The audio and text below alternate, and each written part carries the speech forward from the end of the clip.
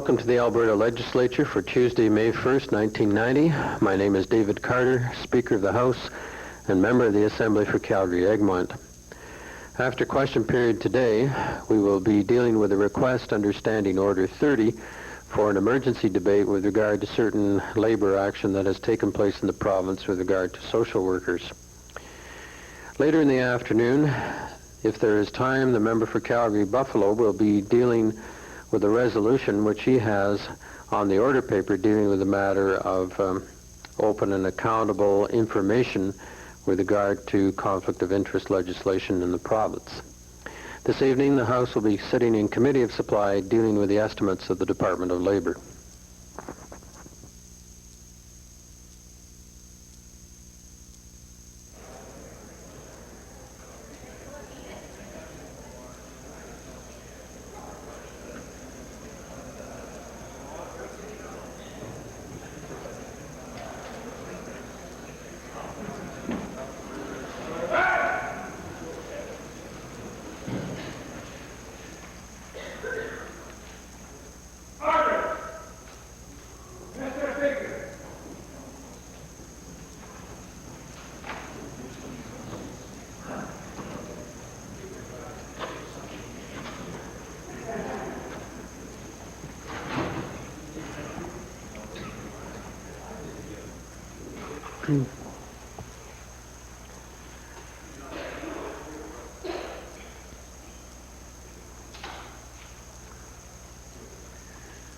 Let us pray.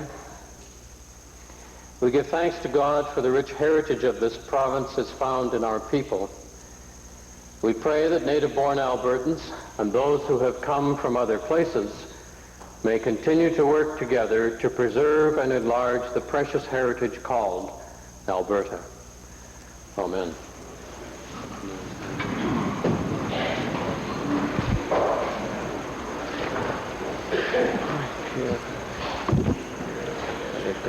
Introduction of visitors. Presenting petitions. Reading and receiving petitions. Presenting reports by standing and special committees. Notices of motions. The member for Edmonton Gold Bar, followed by the member for Calgary-McCall. Mr. Speaker, I rise to give notice that at the completion of question period today, I will, under Section 30 of the Standing Orders, request that the House adjourn the orders of the day in order to deal with the urgent matter of the job action undertaken by social workers in the public service. Calgary-McCall. Mr. Speaker, I'd like to give oral notice and under Standing Order 40. I wish to present urgent motion to the House today, relevant to the Calgary Canucks Hockey Club in Calgary. Standing Order 40, Edmonton Centre. Notice? No. That's passed. Thank you. Introduction of bills. The Minister of Consumer and Corporate Affairs. Mr. Speaker, I request leave to introduce Bill 19, the Financial Consumer Act. The purpose of this bill is to promote fairness in transactions between consumers and businesses involving investments in certain financial products. The legislation is written in understandable language and is the first of its kind in Canada to require financial contracts to be written in plain language form. Major aspects of the legislation include disclosure of important information, standards of conduct, responsibilities of consumers, arbitration of disputes, and the provision of regulation for the provision of regulation of financial planners. The Honourable Minister of Consumer and Corporate Affairs. Order, please. Order, please. Thank you. The Honourable Minister of Consumer and Corporate Affairs has moved first reading of Bill number 19, Financial Consumers Act. Those in favour of first reading, please say aye. Aye. Opposed, please say no. Carried. Bill number 19, Financial Consumers Act, introduced by the Honourable Mr. Anderson, is now read a first time. Minister of Agriculture. Mr. Speaker, I request leave to introduce Bill number 22, the Agricultural Development Amendment Act 1990, This being a money bill, Her Honor, the Honorable Lieutenant Governor, having been informed of the contents of this bill, recommends the same to the Assembly. The purpose of the bill, Mr. Speaker, will be to increase the lending limits of the Agricultural Development Corporation and to provide enabling legislation for the Ag Development Corporation to carry on such activities as vendor mortgage financing, venture capital, and others. The Honourable Minister of Agriculture has moved first reading of Bill 22, Agricultural Development Amendment Act 1990. Those members in favor of first reading, please say aye. Aye. Opposed, please say no. So ordered. Bill number 22, Agricultural Development Amendment Act 1990, introduced by the Honourable Mr. Isley, is now read a first time. Following members in this order, Edmonton Avonmore, Drumheller, and Edmonton Jasper Place. Thank you. Edmonton Avonmore. Thank you, Mr. Speaker. I request leave to introduce Bill 254, an act to amend the Individual Rights Protection Act. This act will extend the protection not extended by Bill 8 to persons, protection from discrimination on the basis of sexual orientation and in areas of service on the basis of marital status. The Honourable Member for Edmonton Avonmore has moved first reading of Bill 254, an act to amend the Individuals' Rights Protection Act. Those in favor of first reading, please say aye. Aye. Opposed? Carried. Bill number 254, an act to amend the Individuals' Rights Protection Act, introduced by the Honourable Member Ms. M. Lang, is now read a first time. Member for Drumheller. Thank you, Mr. Speaker. I rise today to request leave to introduce Bill 259, the Tobacco Control Act. Mr. Speaker, Bill 259 sets forth new legislation which will provide fines or license suspensions to those retail outlets guilty of selling tobacco products to minors. I need not dwell on the serious health implication of smoking. Suffice it to say that over 30,000 deaths last year in Canada alone have been attributed to smoking. The Honourable Member for Drumheller has moved first reading of Bill 259, Tobacco Control Act. Those members in favor of first reading, please say aye. Aye. Opposed, please say no. Carried. Bill number 259, Tobacco Control Act, introduced by the Honourable Member Mr. Schumacher, is now read a first time. Edmonton Jasper Place. Mr. Speaker, I request leave to introduce a bill being Bill 269, the Whistleblowers Protection Act. This act would protect individuals who report violations of environmental, fish and wildlife statutes. It would protect municipal councillors who report ethical violations on the part of government members from coercion, intimidation, or threats of coercion and intimidation. It protects the right of every Albertan to contact their MLA or the Ombudsman.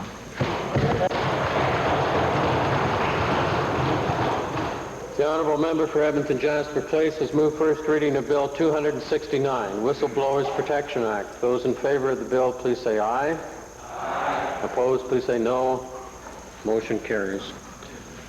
Bill number 269, Whistleblowers Protection Act, introduced by the Honourable Member Mr. McInnes, is now read a first time. Tabling returns and reports. For advanced education, followed by the Minister of the Environment. Mr. Speaker, I wish to table the following annual reports for the year ended 1988-89, Grant MacEwan Community College and Keano College. Minister of the Environment. Mr. Speaker, I rise to table responses to question 149 and motion for return 169. Please, order. Two. Additional. Member for Banff Cochrane. Speaker, I rise on behalf of Alberta Tourism to table the 1989 annual report for the Alberta Tourism Education Council. Additional. Introduction of special guests. Minister of Consumer and Corporate Affairs. Mr. Speaker, I'm pleased to introduce to you and to members of the Assembly leaders from Alberta's financial community here to discuss the Financial Consumer Act with me today. They're seated in the members gallery, and I'd ask them to stand as I mention their names. There's Mr. Paul Boita from the Canadian Association of Financial Planners, Mr. Tom Cummings, President of the Alberta Stock Exchange, Ms. Meredith DeGroot, who has assisted us greatly in this bill, has been chairman of the Ministerial Advisory Committee on Financial Planning. Mr. Al Gustrom from the Credit Union Central, John Welsh from the Canadian Life and Health Insurance Association, and Bruce Webster from the Canadian Bankers Association. They are also joined by department members who worked hard on the bill, Dave Hudson and Don Bentz. Could they all now stand and receive the warm welcome of the Assembly, and thanks for their assistance.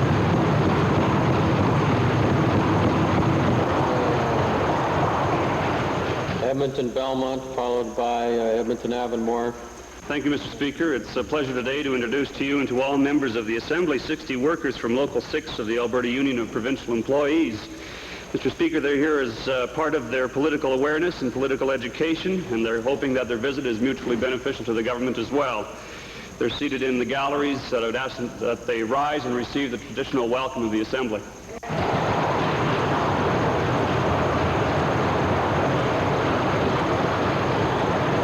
Edmonton Avonmore. Mr. Speaker, it is my pleasure to introduce to you and through you to members of this House 19 students from Hazeldean Elementary School in the beautiful constituency of Edmonton Avonmore. They are accompanied by their teacher Don Brook and parents Candace Kadash, Francis Madison, and Tina Strickland. I would ask that they please rise and receive the warm welcome of this Assembly.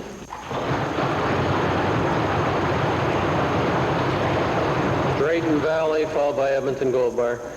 Mr. Speaker, it's indeed a pleasure to introduce to you and through you to this Assembly 55 students from the Kalmar School, and they are accompanied today by Mrs. Wilson and Mrs. Erdman, both teachers, and by parents Mrs. Walsh, Mrs. Stetner, and Mr. Olenek. I would ask them to rise and receive the warm welcome of this House, please.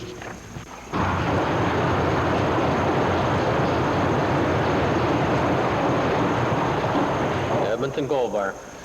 Mr. Speaker, I'm pleased today to be able to introduce to you and through you to the members of the Assembly 12 students from St. Brendan's School in Edmonton Gold Bar. They're accompanied by their teacher, Mr. Gino Morelli.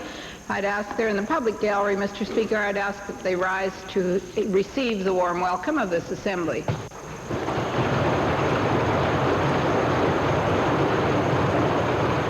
Associate Minister of Agriculture, followed by the Solicitor General.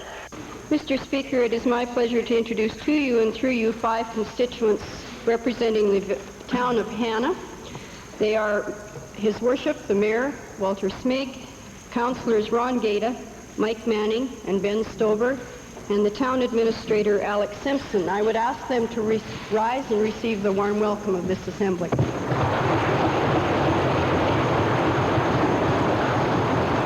Solicitor General. Thank you, Mr. Speaker. It's my privilege to introduce to you and through you to the members of the House 32 students from the Wild Rose Elementary School in St. Albert. They are accompanied by Mrs. Juliette Rush and Mr. Tony Swear. I would ask them to rise in the members' gallery and receive the welcome of the House.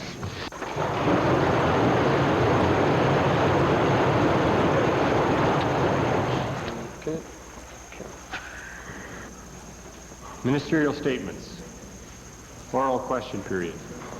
Member for Edmonton Highlands.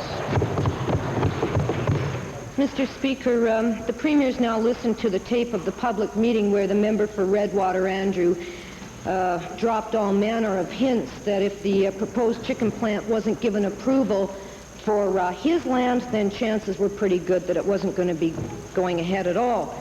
The member for Redwater, Andrew, went on to note that all the other towns in his riding were also pressuring him for industrial development, and that it could take years for Smoky Lake to get the money to sponsor utility servicing into the preferred site, that is the one that he didn't own. Well, Mr. Speaker, good for the town councillors who blew the whistle about this type of bullying, who now know that there are millions of dollars up for grabs for this type of utility servicing from the province. My question is to the Premier, and it is this: will he now assure the councillors and the citizens of Smoky Lake that they won't be the losers in the Premier's political campaign to protect his conservative backbencher? In other words, they won't be punished for blowing the whistle on what they see as a conflict of interest. First of all, Mr. Speaker, I must say to the member for Edmonton Highlands that the lead-in to her question was filled with so much misinformation that the distortion was dramatic. I must also say, Mr. Speaker, that we have...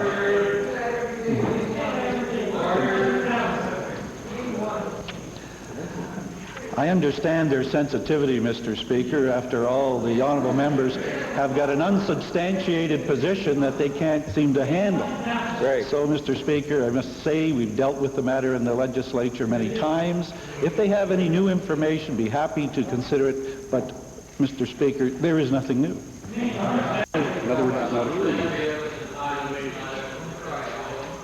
Mr. Speaker, this Premier has in this assembly dragged the names and the reputations of those town councillors through the mud by indicating that their statements constituted flimsy evidence. Mr. Speaker, that's what he said, flimsy evidence. Now the Premier says that the allegations and the tape recording itself do not constitute any evidence. Well, this attitude is disgusting, and I don't think the people of Smoky Lake are going to buy it. My supplementary question is simple. Does not the Premier realize that his absence of commitment sends out a signal to these people that they haven't the right to bring to the attention of members of this Assembly apparent wrongdoing by their MLA? Well, Mr. Speaker, I want to make sure the honourable member understands there's no absence of commitment. Absence of answers. Absence of malice. Mr. Speaker, there is definitely an absence of commitment from this Premier. If he was so fair enough, he would accommodate the request of those town councillors to a fair hearing that they have asked for so that they could present all of the evidence that they have about this apparent conflict of interest. That's for sure. Mr. Speaker, why is it that the Premier isn't encouraging and applauding the people like the town councillors of Smoky Lake who are only trying to keep the government honest by telling them and making it clear that it was the member for Redwater, Andrew, who was wrong to do what he did and not the councillors or the people of Smoky Lake? Well, Mr. Speaker, just yesterday I applauded the members who participated in the meeting. It was an open, public meeting, a group of Albertans getting together to deal with a problem facing their community. And they did it, and they did it well and openly in a public meeting. And to have the honourable member try and make something sinister out of that kind of an operation, I think, shows that they're just grasping for some kind of straws here. Second main question on behalf of the New Democrats. Call the judicial inquiry and clear the air. Thank you, Mr. Speaker. I'd like to designate the second question to the member for Edmonton-Calder. Mr. Speaker, my questions are to the Minister of Family and Social Services. We are in the middle of a crisis in this province. Social workers and the people who need their help have not been treated fairly by this minister or by this government. Not only have caseloads been far too high, but child care workers, social workers, and psychologists working in this minister's department get paid less than those working in the Solicitor General's department doing the same type of job. Now, I ask the minister, why has this minister allowed these wage gaps to occur? Is it because he is trying to balance his budget on the backs of social workers in his department? Right on. Mr. Speaker, nothing could be further from the truth. I would want to say at the outset, Mr. Speaker, when we have situations like we're facing today, that it really does call upon for calmer and cooler heads to prevail. And I don't think it serves any purpose by trying to exploit the situation, Mr. Speaker, through the Legislative Assembly. Obviously, we are very deeply concerned about what we see happening in Alberta today. Obviously, we as a government are very interested in finding some reasonable solutions to it. But, Mr. Speaker, we recognize that the only way that this can be accomplished is through the negotiating process, is through the bargaining table. We're anxious to be at the bargaining table. We've put some solutions and some proposals to the questions that the member raised on the bargaining table, and I would only hope that social workers in this province will show some good judgment, and we'll continue to bargain in good faith, and we'll put an end to this illegal strike and come back to the negotiating table so that we can resolve these issues on behalf of those Albertans that desperately need their services.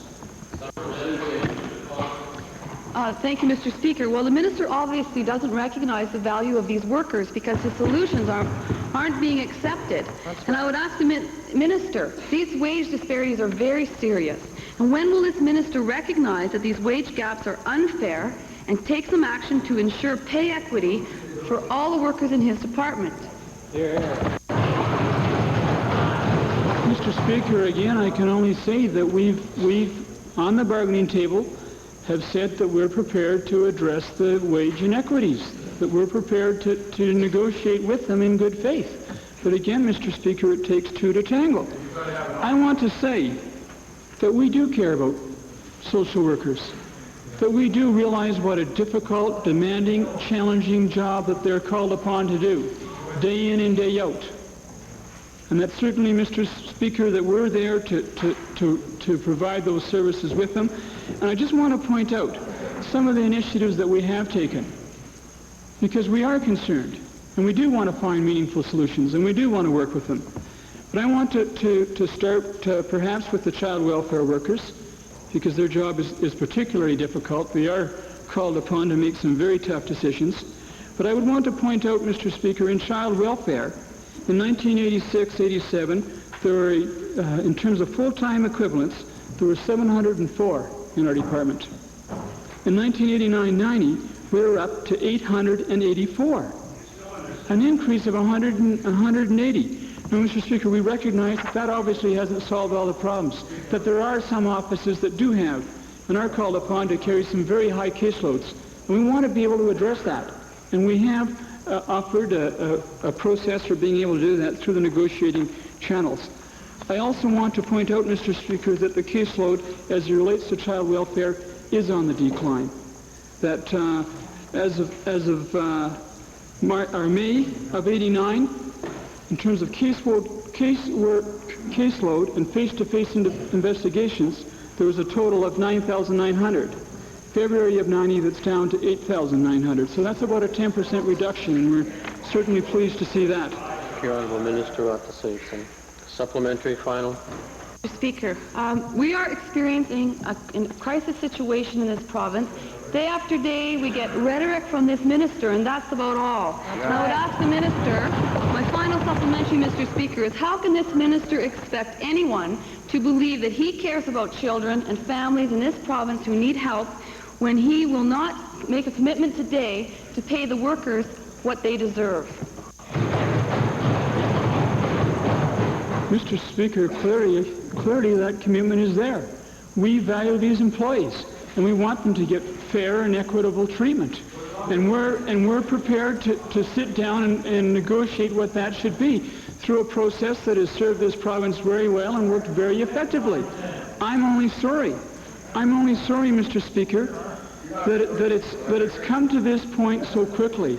I'm only sorry that they wouldn't accept the offer or the suggestion of bringing in a mediator.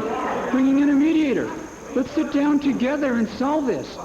But we can't do it alone. We can't dictate solutions to this, Mr. Speaker.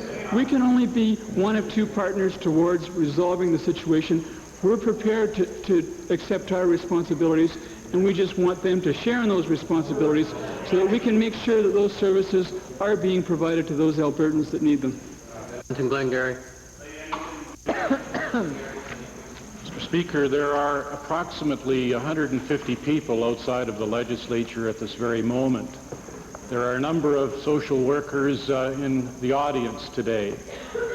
These are professionals. These are people who are declared and determined under the Social Workers Act of Alberta, passed in this legislature, to be professionals.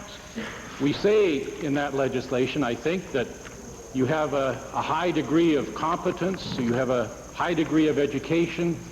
The government isn't going to regulate you for everything. You can determine your codes of ethics, you can determine your standards of work and so on, at least to a certain degree. But Mr. Speaker, the government's own investigator says that the caseloads that social workers are now working under are wrong. The caseloads are too high.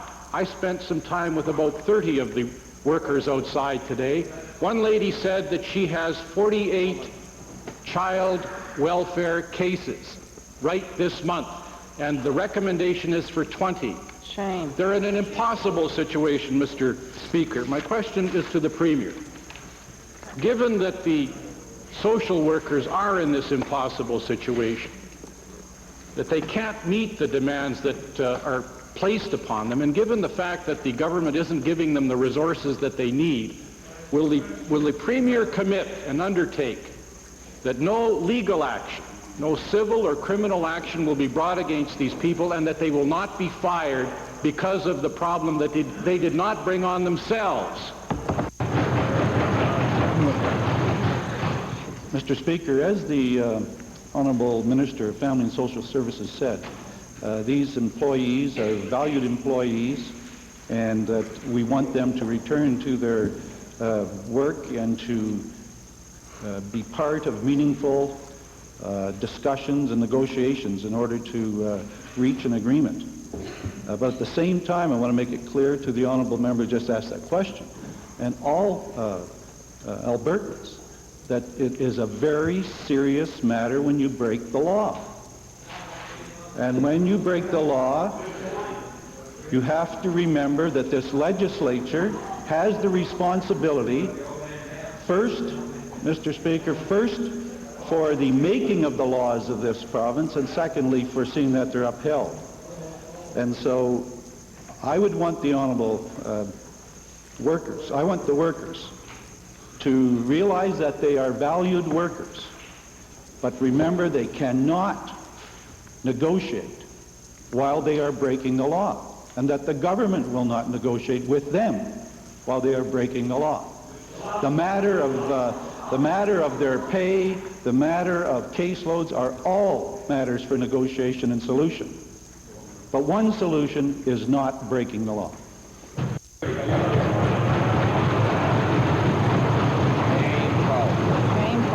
Mr. Speaker, these people have not brought on this difficulty by themselves.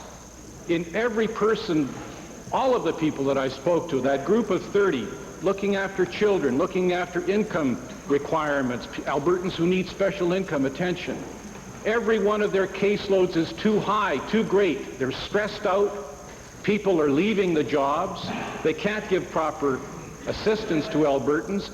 Will the Premier commit that no legal action whatsoever will be taken against these people, that everything that will be done to get these people back to work as soon as possible? Well, Mr. Speaker, there's a great duplication in the two questions. The honourable member is making a case that I understand this way, and that is that for 99% of Albertans, when you break the law, you must in some way make up for that. You must in some way have some kind of reaction from the lawmakers of this province if you break the law, or else you have a chaos. Now, I gather the honourable member's position, even though his responsibility here is as a lawmaker, and by being here, surely wanting to uphold the laws of the province of Alberta.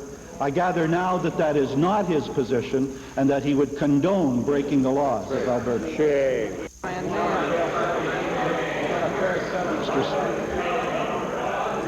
Mr. Speaker, the Honourable Premier is saying that he is going to be cruel and callous, even though these people didn't bring this problem onto themselves. It's the government that foisted this problem on them. Mr. Speaker, my last question is to the minister responsible for these social workers.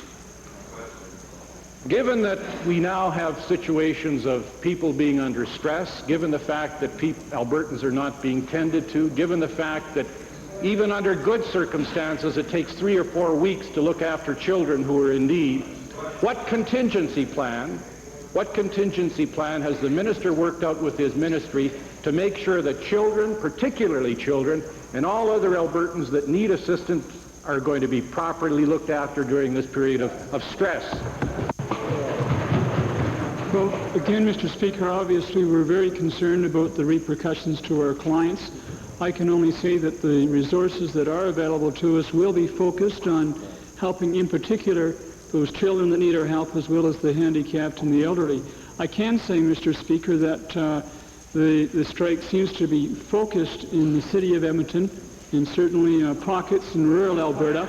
But for the most part, Mr. Speaker, I am at least pleased that caseworkers are continuing to provide those services, and where they aren't, management will move in with the clerical personnel that are there to provide those essential services so that Albertans won't be at risk. Lesser Slave Lake, followed by Edmonton Avonmore. Thank you, Mr. Speaker. I understand that the Forestry Department has been assessing 2 forestry projects which are vying for the High Prairie Forest area. One of these projects is necessary for my region for the same reasons my colleague from Athabasca-Lac-La-Biche has been citing, that of high unemployment, there's no primary industry established nearby, and that many people, particularly the native people, are existing mainly on welfare.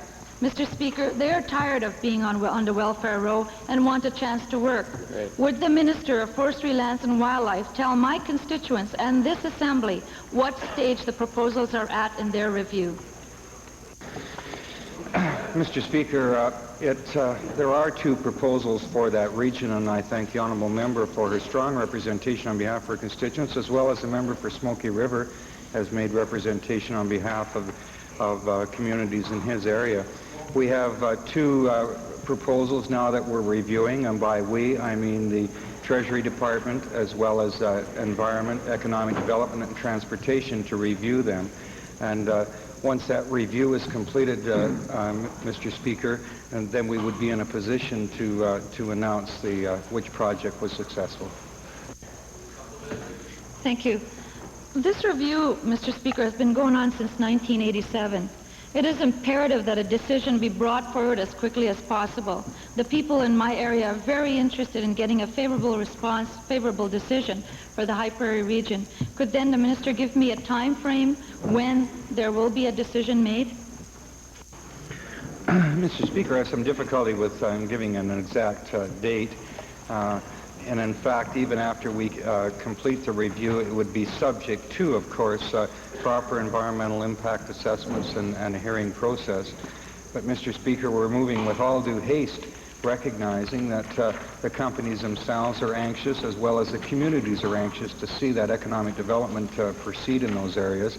And if we come to a satisfactory conclusion in our negotiations with them, I would hope that before midsummer we would have some more to say about the 2 projects. Edmonton Avonmore. Thank you, Mr. Speaker. My questions are to the Minister responsible for women. When it comes to righting the economic inequities between male and female employees of the Alberta government, things are not as rosy as the Minister says they are. In fact, the situation hasn't changed since 1986, when women earned 71.5 cents for every dollar that men earned. In view of the Minister's statement about how well things are going for women, how does she explain this stagnation? Mr. Speaker, there's no question we haven't arrived along the path as far as we would like to, and there's a statement on everybody's part that we are looking forward to full participation of the women in all of the benefits of this province. The numbers that the honourable member has given, I shared with her at her request, and it just points, in my view, the way forward. We are, however, taking a number of steps that we would hope will, over time, bring the situation into line. One of our first steps was to do an administrative support services review, which in fact took the largest cluster of women in our public service, those at the lower end of the wage scales, those in support roles, such as clerical roles. And we, in fact, gave them an overall 3% increase by massaging the categories and by such actions, which indeed did decrease the wage gap throughout the service. We have also taken steps in other areas which I think will, over time, lead to a balancing. We do not, for example, have as many women in the higher paying end of the jobs. We talked about that the other day, but we are about to announce a mentoring program. We announced in the Plan for Action an accelerated management training program for women, and other such strategies, I think, over time will bring more and more women into equality in the public service in all of the jobs, and that will in turn have an impact on the wage figures. Mr. Speaker, the record of the last 4 years shows no improvement. In addition, according to statistics released by the Minister's office, the number of women in management positions has indeed increased from 459 in 1986 to 556 in 1989, a 13.3% increase to 16.4% of management positions. You would think that with more women in supposedly higher paying positions, their average economic position relative to men would have improved. But as we have seen, this is not the case. So my question to the Minister is, does this mean that this progress has had little effect on reducing economic inequities between women and men, and that women managers are less well paid than their male counterparts? No, Mr. Speaker, it doesn't. Let me just point out that over the last 10 years, we have in fact doubled the number of women who are in senior management positions in this province. And of course, just recently we doubled the number of women who are deputy ministers in the public service. Right, you're here. But we also have to recall that when a person is first appointed to a job, the likelihood is that the salary will be at the lower end of the range, and those who have been in the job for many years will be paid at the higher end of the range.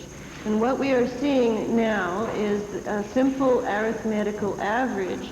Many of our women coming into these management positions are coming in at the beginning levels, and many of the men, and the men still dominate in senior management, are at the higher end of the ranges. And when you put those numbers side by side, you are going to find that a gap still exists.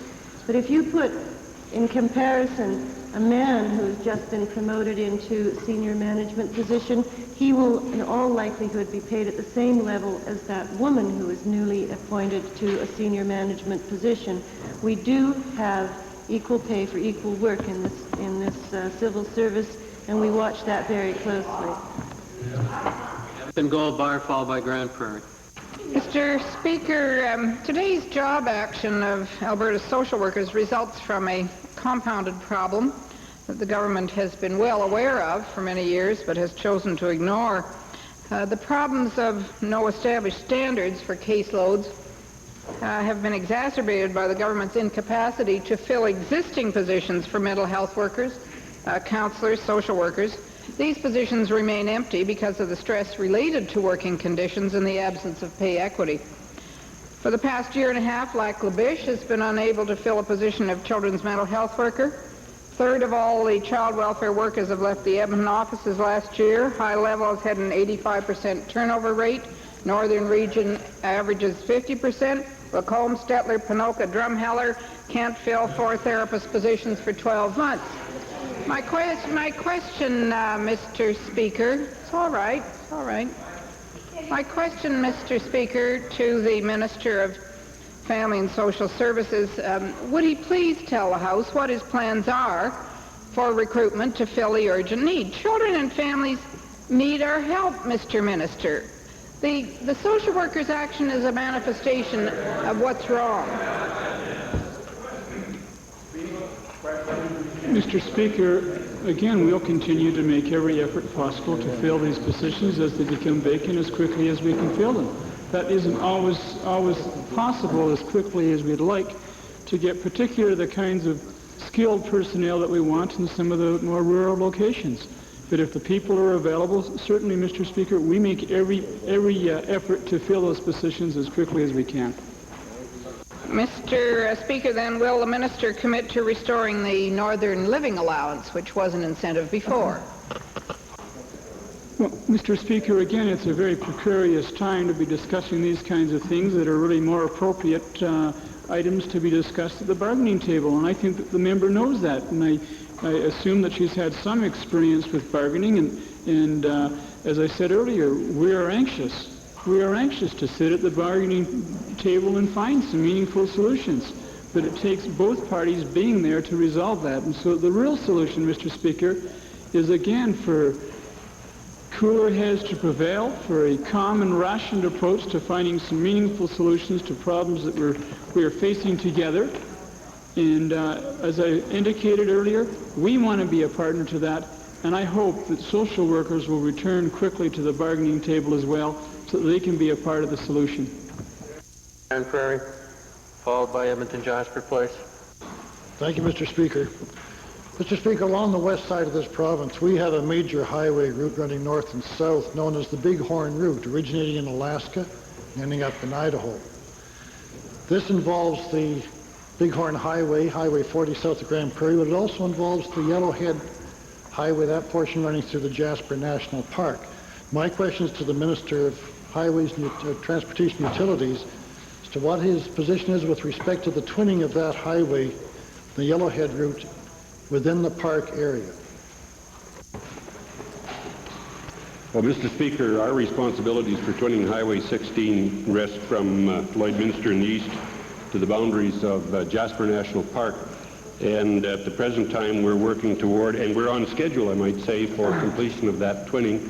Within the park, we have requested of the federal government information leading to their long-term plan for the twinning of the road through the park. As a matter of fact, I made that statement at the Yellowhead Highway Association annual meeting this past weekend, Mr. Speaker. I should clarify also that I did say that that was our number one request, was for information leading to the long-term planning of twinning, and if they couldn't provide us with that, would they consider, and it was a suggestion by me, would they consider turning over the corridor to the province of Alberta so that we could do the planning?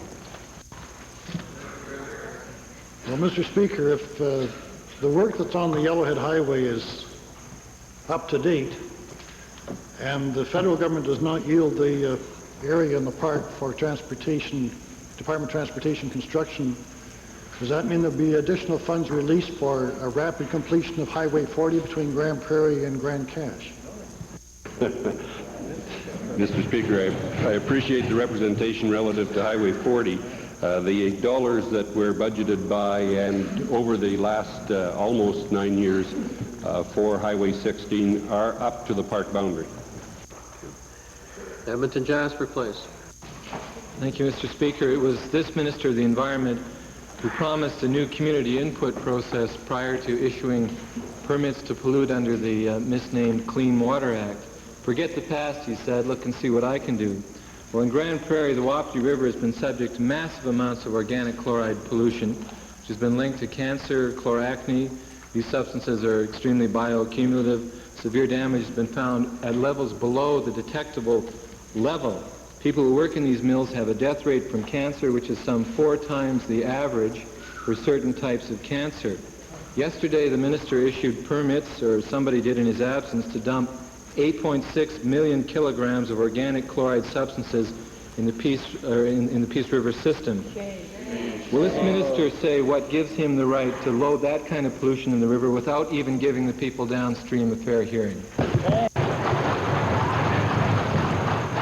Well, Mr. Speaker, a renewal license was issued to the Procter & Gamble mill at Grand Prairie, conditional on an action plan to spend about $100 million in environmental control to reduce the amount of chlorinated organics. It's quite consistent with the national objective to clean up those other rotten, stinking, belching, polluting pulp mills in Ontario and Quebec and New Brunswick and British Columbia. But again, Alberta, Mr. Speaker, has taken the lead, and we have a commitment from this company that they're going to clean up the mill. I guess if you follow along the honorable member's reasoning. When the mill was really bad, he didn't complain. As it started to get better, he started to complain a little bit more. He started to complain. I guess when the mill is absolutely perfect, that's when he'll want to close down.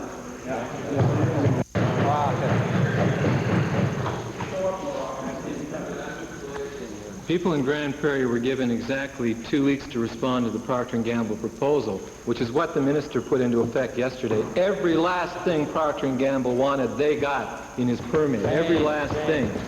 People in Grand Prairie did respond. They asked for public hearings. Instead, they got more pollution rammed down their throats. People in Hinton were not even given a chance to request a public hearing. They didn't even get the chance to be formally ignored. They were informally ignored. They got 5.9 million kilograms a year. In the minister's absence, and again today, he's hinting that the alternative is a shut down Hinton and Edson. How can he remain a part of a government which gives no say in the matter to the residents of these communities and kicks people in those communities all the way down? How can you remain part of a government that acts like that?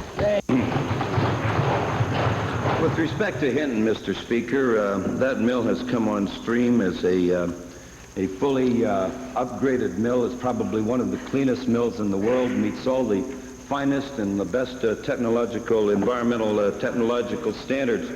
Mr. Speaker, I really don't understand where this member is coming from. You know, by demanding zero dioxins, he knows there's only one way to achieve it, and that is closing down the mill. That is closing down the mill, Mr. Speaker, at Hinton. I also wonder if the honourable member for West Yellowhead agrees with his party's position that there be zero dioxins and that mill be shut down. And I'll bet the folks, Mr. Speaker, in Hinton didn't know when he was running, that is the member for West Yellowhead, that his real slogan was vote for the NDP and we'll close the mill.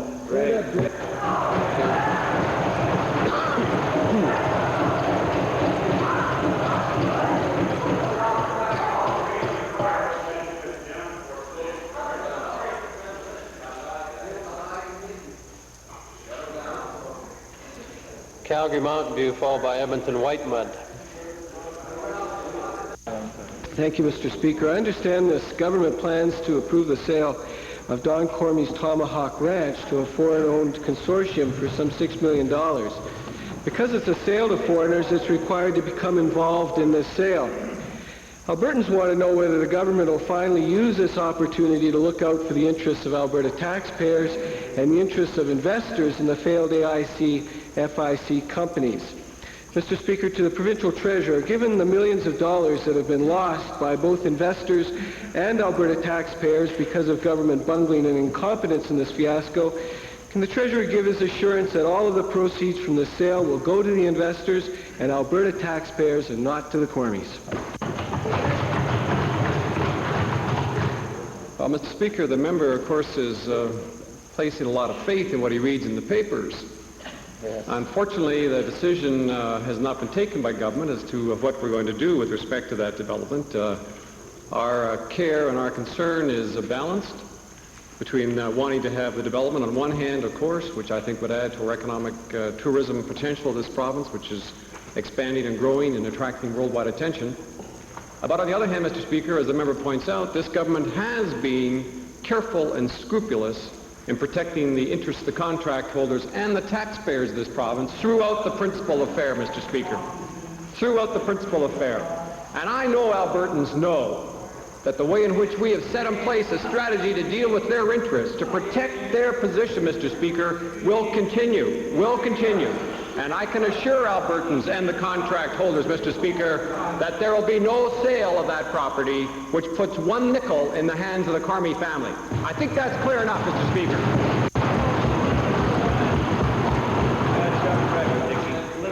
Mr. Speaker, Albertans and investors in the principal group of companies know that they can't trust this government to protect their interests, but they're darn sure that they're prepared to look after their own interests.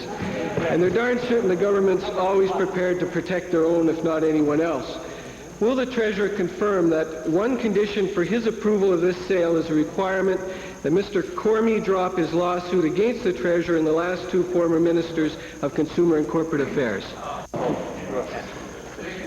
I think this member must be traveling a Hubble space machine way out there in some other planet, Mr. Speaker, because he's not at all got his feet on the earth, I can tell you that, Mr. Speaker. Let me say that we have made no deals with the Cormy family or with the principals of the principal group itself, the owners of that corporation, and you can be darn sure, Mr. Speaker, we'll do everything we can to ensure the rights of the contract holders are protected. As a matter of fact, Mr. Speaker, the very generous offer of this government to ensure and protect the investors in those two failed FIC-AIC contracts has received about 80% response. About $65 million of the $84 million so far has been sent to those contract holders, and another $7 or $8 million is now in process, Mr. Speaker. Over 80%, about 80% of the contract holders have responded to our reply. What does that mean, Mr. Speaker? It means very clearly, Mr. Speaker, that the contract holders know that the province of Alberta has their interests foremost in our minds, and that we will continue to do as we have done in the past 3 years to protect their interests. And there has been no deals, Mr. Speaker, no deals cut with the Cormy family at all. Edmonton White Mud, followed by Bow Valley. Thank you, Mr. Speaker.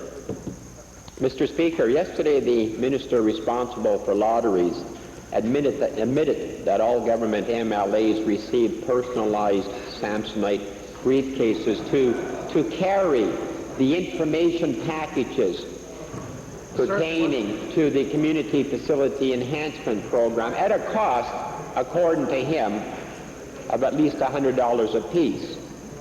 Mr. Speaker, to the minister, will the minister responsible for lotteries tell me who else beside government MLAs received the free Samsonite briefcases?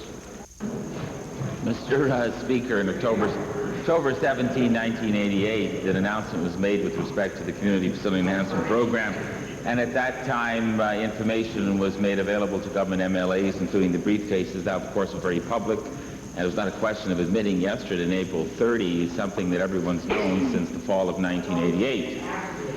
Basically, Mr. Speaker, that is the range of individuals, government members, offered to accept the challenge to work and serve as community liaison officers with respect to the Community Facility Enhancement Program. My view, they've done an outstanding job since that time. Statistics as of yesterday indicate some 1,399 approvals have now been provided under the Community Facility Enhancement Program. Total figure approximately $46 million, and other than members of the Assembly, myself, as the minister responsible, there may have been several people in my office who've used these briefcases as file folders to assist me in the task that I have undertake. Essentially is the range, Mr. Speaker, of individuals. There are more. Mr. Speaker, will the minister undertake to table with this House a listing of all tangible benefits government MLAs have received from the Community Facility Enhancement Program or lottery dollars? Mr. Speaker, I think we do better than table. I don't know how you can table such a general question. Perhaps, Mr. Speaker, I'll just use the opportunity afforded me now to respond to the question by just outlining some of the benefits that we've all received. Certainly in our province of Alberta, we've had in place now for nearly 2 decades a very well-run, well-organized, and well-administered lottery fund. The Alberta division of the Western Canada Lottery Corporation is part of the Western Canadian scheme, and it has allowed us, Mr. Speaker, to return these dollars to literally thousands and thousands of groups, beneficiary groups in our province on an annual basis. Projects that will improve family life, community life, and the most tenable benefit that each member of this Assembly can get is to know that he or she represents an area of people in a particular constituency in this province that are very determined to improve family life, community life, to encourage sporting activities, recreational activities, cultural activities. In other words, to improve the general health and welfare of the province of Alberta. And Mr. Speaker, in addition to that, of course, we allocate dollars indirectly from the government through some 20 different beneficiary groups throughout the province of Alberta. And if, Speaker, you would permit, I'd be very pleased to outline to the honourable member from Edmonton White Mud those specific groups in White Mud that have received specific dollars. Thank you. Smoky River. Thank you, Mr. Speaker. The Alberta agricultural community is rapidly preparing for the spring production year. due to world subsidies, low grain prices, difficult weather conditions, and consumer support programs. And I'd like to point out that less than 11% of the consumer dollar in Alberta is spent for food. The agricultural community finds itself in some difficulties. Now, it is my understanding that there have been some negotiations with the federal government regarding an aid program for these agricultural producers. My question is to the Minister of Agriculture. Could you perhaps share with the House and with the farmers of Alberta where this process is at now? Mr. Speaker, we continue to have discussions with our federal counterparts and with the ministers of the neighboring prairie provinces. All provincial ministers are still encouraging the federal government to come forth with the farm aid program that they have announced. We still feel very strongly that if it's addressing low commodity prices in the grains and oilseed sector, which is caused by international trade wars, that is a federal area of responsibility. If it is addressing debt restructuring and high interest rates, that is again a federal responsibility. I'm somewhat optimistic that the federal government will sooner or later see our viewpoint and proceed with the distribution of funds. My supplementary question is also to the Minister of Agriculture, and it involves the canola industry, a very important, very dominant part of the agricultural industry in Alberta. The industry is being threatened by a very devastating disease, and that is the blackleg. And I'd like to know what precautions the province is taking to try and limit the extent of this disease, and what indeed are we doing as a province to try and curtail the spread of this very devastating disease? Mr. Speaker, the honourable member has identified a serious problem in the canola industry. We are working through the seed cleaning plant associations to ensure that no diseased seed is used. Hopefully that will solve the problem in the long term. Thank you. West Yellowhead, followed by Calgary McKnight. Mr. Speaker, workers of pulp mills have a larger than average consequence of certain types of cancer, commonly caused by chlorinated organic substance which come from chlorinated bleaching of pulp mills. Yesterday, the Minister of the Environment renewed Weldwood's operation license, whereby they'll be allowed to discharge over 15 tons of chlorinated organic substance in the Athabasca River each and every day. And it wasn't me that printed that garbage the day before the election about the mill being shut down. It was a former member of this legislature. And he lost by over 1,000 votes, thank God. Well, order. Order, please. No matter the frustration of the honourable member about comments made previously in question period, the purpose of this question is for you to ask a question about this subject. You don't get a chance to refute the other information. So please continue, bearing in mind that it sounds almost word for word in the earlier parts as one raised earlier by Edmonton Jasper Place. Different. What about the minister's response? Thank you, Mr. Speaker.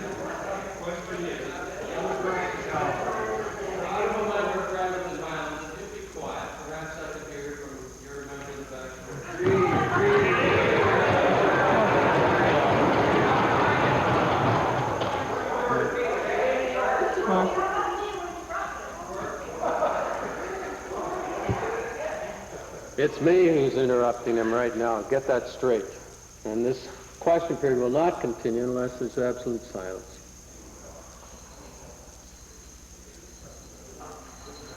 The buzzer is going. Is there unanimous consent to allow this question period, this series of questions to continue? Opposed? Thank you. West Yellowhead. Thank you, Mr. Speaker. Having regard for the health and the jobs of my constituents, what is the minister doing to phase out chlorinated organic pollution in pulp mills such as Weldwood at Hinton? Well, shut her down. I guess we could shut it down, close it up completely, but that wouldn't be the logical thing to do because, Mr. Speaker, what has happened with respect to this mill has gone from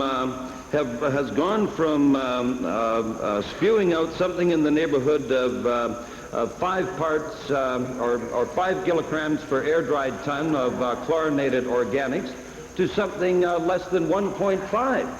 It seems to me that we have achieved, through our standards, the highest standards in the world, technological advances that have reduced the chlorinated organics that the honourable member is talking about. Now, the technology, Mr. Speaker, and I hope that the honourable member from West Yellowhead will understand this, because his colleague from Jasper Place certainly doesn't. Right now, you cannot achieve zero chlorinated organics. The only way you can achieve it in the town of Hinton at the Wellwood Pulp Mill is to shut the mill down. Is that what the honourable member wants? Mr. Speaker, last Tuesday night in the Legislative Assembly, the minister challenged the member from Jasper Place and myself to debate the issue of the town hall meeting in Hinton. Mr. Speaker, we are prepared.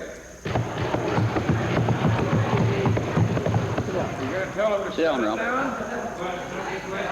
Is the minister now prepared to give us a date? Or is he all talk and no action? Well,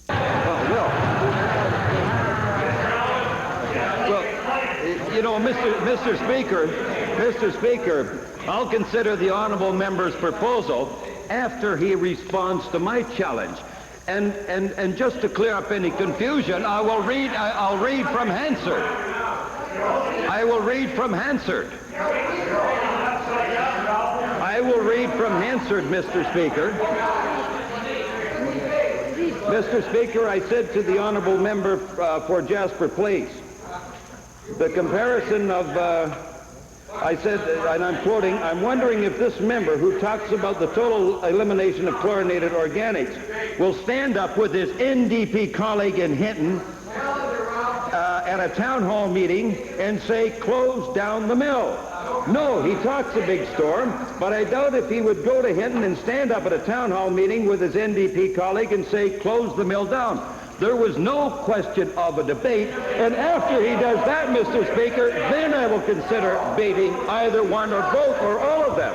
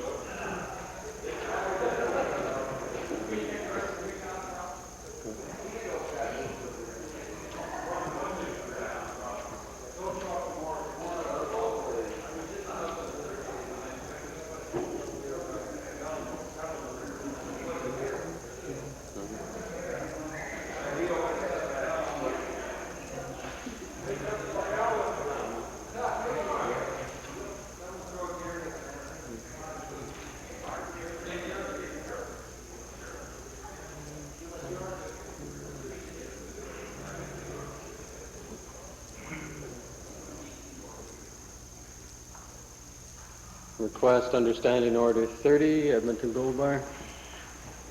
Thank you, Mr. Speaker. I rise under Section 30.